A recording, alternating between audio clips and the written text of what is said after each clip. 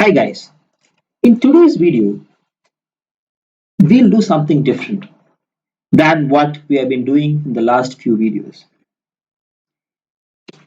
In this video, we'll discuss why it is very important that you should learn about quantum computing at this point of time. If you're watching this video or any quantum computing video in general, there's a very high probability that you are a science fiction fan and you have definitely thought about time travel. One of the concepts that comes quite often in time travel movies or time travel literature is butterfly effect. Butterfly effect is nothing other than chaos theory. Basically, what it means is that a small change can have a very large consequence. So if you go back in time and make a small change, like let's say if I go back all the way to 18th century and I gave some technology that exists today to them, the way they enter the world right now will completely change because they have access to that technology. They have more information. The direction in which the civilizations evolve will completely change.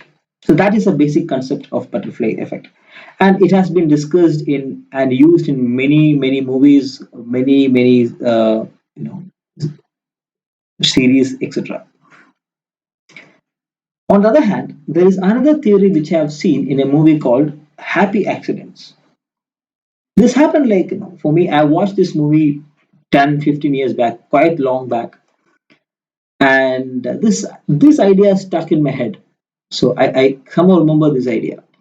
So the hero of this movie says this uh, about a concept called Blinovich's second law of temporal inertia, which is some theory that comes up in the future, which says that it is impossible to back travel your own timeline or your own lifetime. You have to go way back. You have to go really back to make any change at all.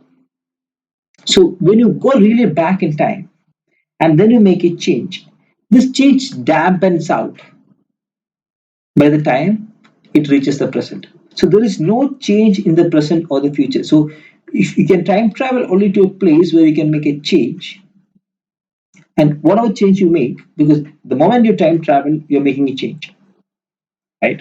So you make a change there. Whatever that change is, it is inconsequential. By the time it reaches the present day, it is there is not much different, right?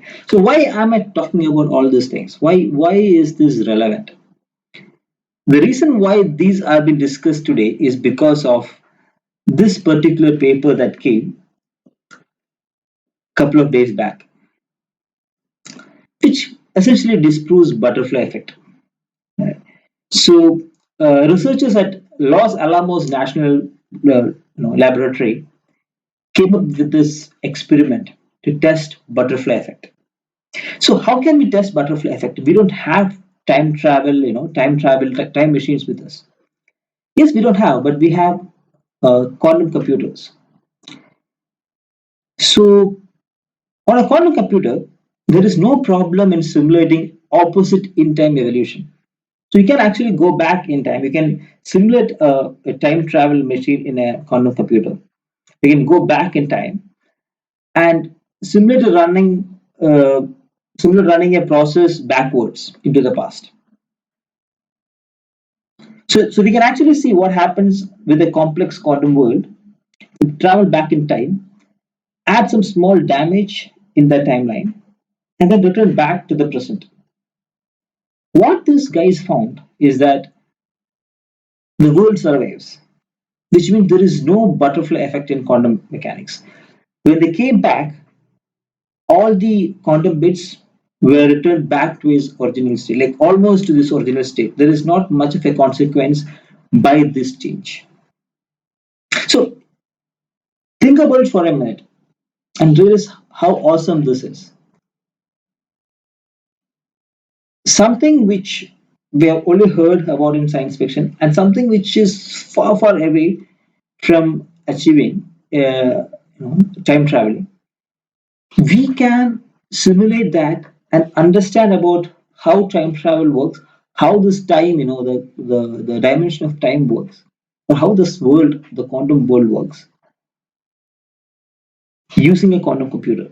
So that is the challenge that we have in the coming centuries. So we have opened up this whole new world of possibilities, and the only tool that we have to explore these possibilities right now is a quantum computer. Maybe there may be other tools that come up. Yes, there is other tools. That is another wonderful tool which is called mathematics and physics. And yes, people have been working on this for a long time, but most of it is in paper. You cannot actually see it. So I hope this inspires you to take up quantum computing and you know learn a bit about quantum computing. In the next video, we will talk about quantum entanglement. Till then, see you guys. Bye.